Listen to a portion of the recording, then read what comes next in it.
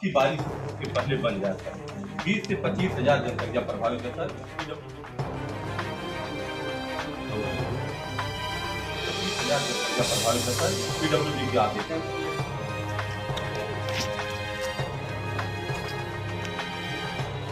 3 सितंबर को हुए पुल हादसे में 2 लोगों के जख्मी हो जाने के बाद जो है पुल पूरी तरह से क्षतिग्रस्त हो गया। ये पुल ऐसा है कि तकरीबन दर्जनों की संख्या में गांव का आवागमन उस पुल से होता है, जिसको लेकर प्रशासन ने भी इस पर अपनी जांच की थी।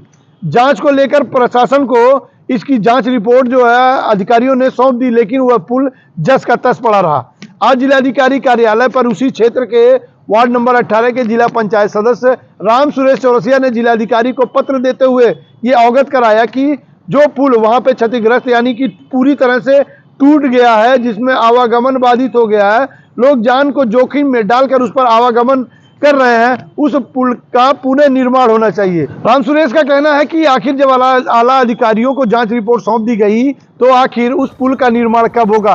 लोग जो उस पुल से आवागमन कर रहे हैं जान को जोखिम में डालकर, इन्हीं सब प्रकरणों को लेकर आज उन्होंने जिलाधिकारी कार्यालय पर पहुंचकर जिलाधिकारी से मुलाकात की है। आइए हम आपको दिखाते हैं कि पूरा प्रकरण क्या है। 3 सितंबर को 2024 को बिसियाहन्नू गांव का जो हमारे जिला पंचायत क्षेत्र का ग्राम पंचायत है, वहां पुल गिर गया था। पुल गिरने पर 3-4 लोगों को गंभीर चोट आई थी। 2 लोगों का हाथ पैर टूट गया था। एक बच्ची गंभीर रूप से घायल थी जो मेडिकल कॉलेज के लिए रेफर की गई थी। और यहाँ से जिला प्रशासन से लेकर के राजस्व विभाग से लेकर जिला पंचायत के भी कर्मचारी और PWD के भी जज साहब गए थे। सब लोग गए वहाँ, हम लोगों ने सब सारी बात दिखाया, रिपोर्ट लिखे आए। रिपोर्ट लिखने के बाद हुआ कि अब जल्दी बन जाएगा। मीडिया के लोगों ने, अखबार के लोगों ने भी अपना प्रकाशित किया समाचार, लेकिन आज तक उस पर कोई कार्रवाई नहीं हुई। और सितंबर में 3 सितंबर को वो गिरा, अक्टूबर में दूसरा पार्ट भी गिर गया, जो किसी तरह से मिट्टी पाट करके एक रास्ता बनाए थे चलने काबिल, वो भी चला गया, दूसरा पार्ट भी गिर गया। अब दोनों पार्ट गिर गया है। वही वीडियो हमने डीएम साहब को दिखाया कि आप देखिए कितना गंभीर प्रकरण है। उस गांव के लोग कैसे जाएंगे? उस गांव के जाने के लिए 7-8 किलोमीटर दूर होकर के आपको जाना पड़ेगा। आप दक्षिण तरफ नहीं जा सकते हैं, आप पश्चिम तरफ नहीं जा सकते हैं, उत्तर तरफ नहीं जा सकते हैं। कठनैया नदी से घिरा हुआ वो क्षेत्र है और उस क्षेत्र में कोई रास्ता नहीं है। और किसानों का सारा खेती बाड़ी नदी इस पार है, दक्षिण तरफ उस पार है, और बच्चे इस पार उस पार जाते हैं पढ़ने। हमारी बच्चियां पढ़ने नहीं जा पा रही हैं, किसान खेती नहीं करने पा रहा। अब तो यह है कि दूना किराया हमको देना पड़ रहा गन्ने का। कितने गांव के लोगों का आवागमन बाधित? अरे पूरे इलाके का आवागमन बाधित है भैया। 20 से 25 किलोमीटर हजार की जनसंख्या प्रभावित हो रही, 20-25 गांव की लोग प्रभावित हो रहे हैं। हम तामेश्वर नाथ धाम जाते थे, खलीलाबाद होके सिरमोहनी होकर के इसी रास्ते थे, 20 से बिसियाहन्नू के तामेश्वर नाथ, नाथनगर, उधर अम्बेडकर नगर चले जाते थे। सारे रास्ते हरियरपुर चले जाते थे, सारे रास्ते खुले थे। मझगावा बैंक पर चले जाते थे किसान, लेकिन अब सब लाचार हैं। इसको लेकर के आपने डीएम से मुलाकात की है, क्या आश्वासन आपको मिला? डीएम साहब ने पूरी गंभीरता से देखा है।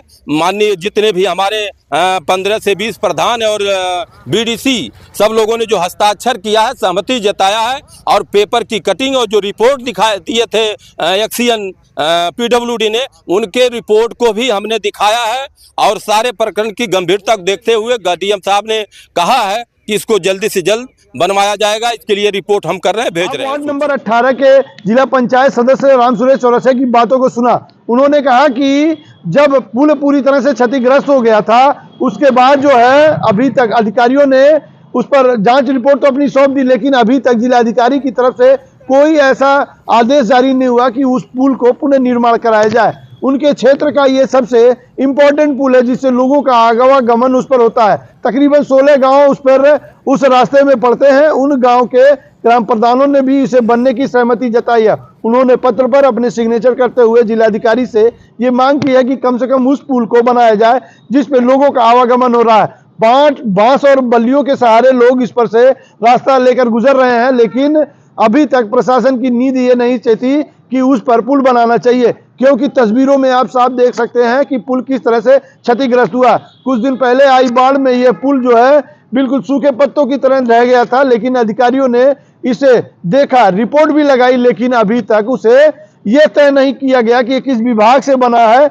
और इसके बाद कौन सी कार्यदायी संस्था इस पर काम करेगी और लोगों का रास्ता बेहतर तरीके से सुचारू रूप से चलेगा। बने रहिए आप सिटी समाचार से।